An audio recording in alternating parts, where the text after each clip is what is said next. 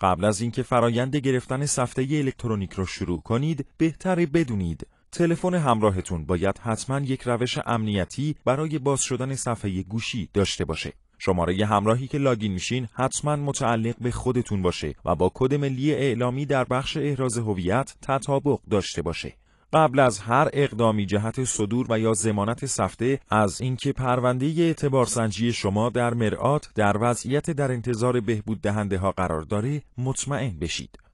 از بخش برآورد تسهیلات از آخرین میزان وامی که بهتون تعلق گرفته مطلع بشید. برای دریافت سفته الکترونیک، دریافت کد سنا الزامیه. میتونید از کاشی ثبت نام سنا در اپ آیکاپ در سامانه سنا ثبت نام خودتون رو انجام بدید. بعد از اطمینان از انجام تمامی این مراحل، برای گرفتن سفته الکترونیک وارد آیکاپ بشید. روی سفته الکترونیک کلیک کنید. گزینه شروع فرایند رو بزنید. حتما شرایط مهم قبل از صدور صفحه رو مطالعه کنید. بعد از مطالعه روی تیک موافقت با شرایط بزنید. روی دکمه ادامه کلیک کنید.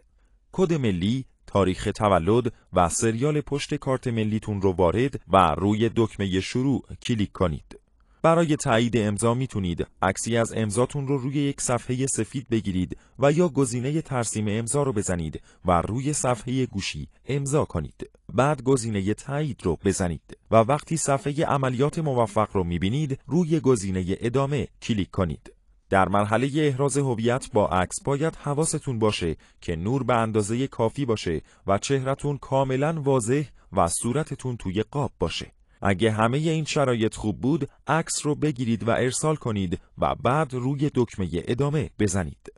بعد از گذشت از مرحله احراز هویت تصویری به مرحله احراز هویت با ویدئو میرسید. توی این مرحله دو انتخاب دارید: یا جمله نوشته شده توی ویدئو رو بخونید و ضبط کنید و یا با حرکات دست احراز هویت رو تکمیل میکنید. بعد از انتخاب هر کدوم از این مرحله ها روی گزینه ادامه کلیک کنید. ویدئو رو ضبط کنید و گزینه پایان رو بزنید. احراز هویت شما تکمیل شد. توی مرحله بعد اطلاعات هویتی، نام و نام خانوادگی، تاریخ تولد و شماره شناسنامه و کد پستی رو وارد کنید و اگر فیلدی خالی موند اون رو پر کنید و بعد گزینه تایید رو بزنید. یک کد فعالسازی از آیکاپ براتون ارسال میشه که به صورت اتومات در بخش مربوطه جایگزین میشه و قابل ویرایش نیست. بعد از تایید این کد به مرحله پرداخت هدایت میشید.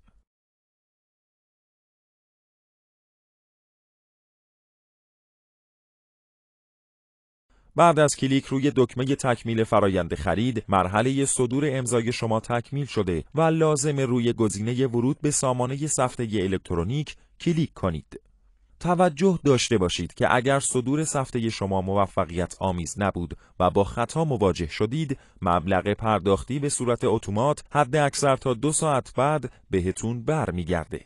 اگر متقاضی وام هستید، لازم گزینه صدور سفته الکترونیک رو بزنید. بانکی که درخواست وام دارید رو انتخاب کنید و مبلغ تعهد سفته رو وارد کنید. مبلغ تعهد سفته 120% مبلغ وامیه که دریافت می‌کنید. نباید کمتر از 2 میلیون باشه. توی مرحله بعد اطلاعات محل سکونت رو وارد کنید و روی گزینه تایید و ادامه کلیک کنید. حالا میتونید جزئیات سفته رو توی صفحه ببینید و به طور کامل بررسی کنید. بعد از بررسی تیک تایید صلاحیت اطلاعات رو بزنید و روی گزینه تایید و پرداخت کلیک کنید. توی مرحله بعد یک تایید از آیکاپ براتون ارسال میشه که به صورت اتومات جایگذاری میشه و بعد از تایید اون میتونید پرداختتون رو کامل کنید. سفته شما توی این مرحله صادر شده و میتونید PDF اون رو دانلود و یا به اشتراک بذارید.